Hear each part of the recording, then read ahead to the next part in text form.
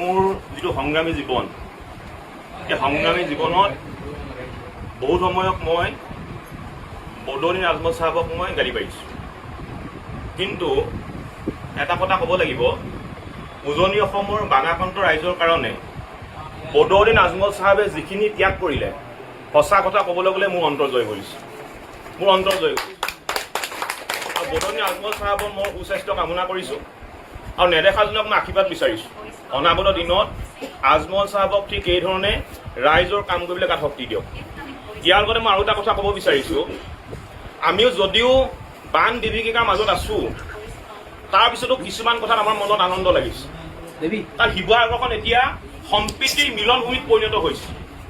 হিন্দুৱে মছজিদ চাফা কৰিছে, মুছলমানে নামঘৰ চাফা কৰিছে। তাতকৈ আমাৰ জীৱনৰ কাৰণে, বিশেষকৈ মোৰ জীৱনৰ কাৰণে, আমাৰ জীৱনৰ কাৰণে তেনে দৃশ্য আমি দেখা পোৱাই নাছিলোঁ, পাইছিলোঁ জানো? তাতকৈ ভাল কিন্তু হ'বলগীয়া একো বিষয় হ'বই নোৱাৰে।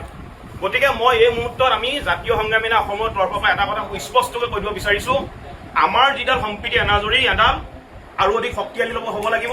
আৰু অনাগত দিনত যদি কোনোবা অপশক্তিয়ে যদি আমাৰ সম্প্ৰীতি এনাজৰীডাল যদি ভাঙিবলৈ চিন্তা কৰিবলৈ হয় বা যদি সম্প্ৰীতি এনাজৰীডাল যদি ভাঙিবলৈ চেষ্টা কৰে, জাতীয় সংগ্ৰামী অসমে আমি সৰ্বোচ্চ প্ৰকাৰে যিমান শক্তি প্ৰয়োগ কৰিব লাগে সৰ্বোচ্চ প্ৰকাৰে সেই শক্তি প্ৰয়োগ কৰি আমি এই অপশক্তিবিলাক মাতোঁ। আৰু এটা কথা, খুব সত্য কথা এটা মই আজি কৈছোঁ, খুব এটা সত্য কথা এটা কৈছোঁ। মানুহে ক'বলৈ বেয়া পায়, একদম সত্য কথা। এই বানপীড়িত অৱস্থাত এই মহাপ্ৰলয়ত অধিকাংশ মুছলমানে যদি সহায় নকৰিলেহেঁতেন, সঁচা কথা, মানুহবোৰ কিন্তু আৰু অধিক বিপদত পৰিলেহেঁতেন। একদম সঁচা কথা।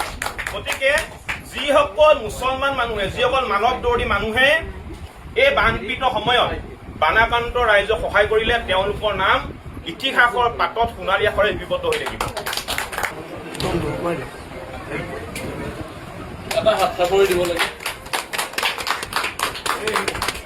মই মোৰ যিটো সংগ্ৰামী জীৱন, এই সংগ্ৰামী জীৱনত বহুত সময়ত মই বদৰুদ্দিন আজমল চাহাবক মই গালি পাৰিছোঁ। কিন্তু এটা কথা ক'ব লাগিব, উজনি অসমৰ বানাক্ৰান্ত ৰাইজৰ কাৰণে বদৰুদ্দিন আজমল চাহাবে যিখিনি ত্যাগ কৰিলে, সঁচা কথা ক'বলৈ গ'লে মোৰ অন্তৰ জয় কৰিছে, মোৰ অন্তৰ জয় কৰিছে। আৰু বদৰুদ্দিন আজমল চাহাবৰ মই সুস্বাস্থ্য কামনা কৰিছোঁ আৰু নেদেখাজনক মই আশীৰ্বাদ বিচাৰিছোঁ। অনাগত দিনত আজমল চাহাবক ঠিক এইধৰণে ৰাইজৰ কাম কৰিবলৈ গাত শক্তি দিয়ক। ইয়াৰ লগতে মই আৰু এটা কথা ক'ব বিচাৰিছোঁ, আমিও যদিও বান বিভীষিকাৰ মাজত আছোঁ, তাৰপিছতো কিছুমান কথাত আমাৰ মনত আনন্দ লাগিছে।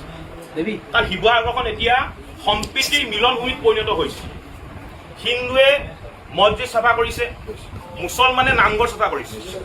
তাতকৈ আমাৰ জীৱনৰ কাৰণে, বিশেষকৈ মোৰ জীৱনৰ কাৰণে, আমাৰ জীৱনৰ কাৰণে তেনে দৃশ্য আমি দেখা পোৱাই নাছিলোঁ, পাইছিলোঁ জানো? তাতকৈ ভাল কিন্তু হ'বলগীয়া একো বিষয় হ'বই নোৱাৰে। গতিকে মই এই মুহূৰ্তত আমি জাতীয় সংগ্ৰামী অসমৰ তৰফৰ পৰা এটা কথা স্পষ্টকৈ কৈ দিব বিচাৰিছোঁ, আমাৰ যিডাল সম্প্ৰীতি এনাজৰী এডাল আৰু অধিক শক্তিশালী হ'ব লাগিব। আৰু অনাগত দিনত যদি কোনোবা অপশক্তিয়ে যদি আমাৰ সম্প্ৰীতি এনাজৰীডাল যদি ভাঙিবলৈ চিন্তা কৰিবলৈ হয় বা যদি সম্প্ৰীতি এনাজৰীডাল যদি ভাঙিবলৈ চেষ্টা কৰে, জাতীয় সংগ্ৰামী অসমে আমি সৰ্বোচ্চ প্ৰকাৰে যিমান শক্তি প্ৰয়োগ কৰিব লাগে সৰ্বোচ্চ প্ৰকাৰে সেই শক্তি প্ৰয়োগ কৰি আমি এই অপশক্তিবিলাক মাতোঁ। আৰু এটা কথা, খুব সত্য কথা এটা মই আজি কৈছোঁ, খুব এটা সত্য কথা এটা কৈছোঁ।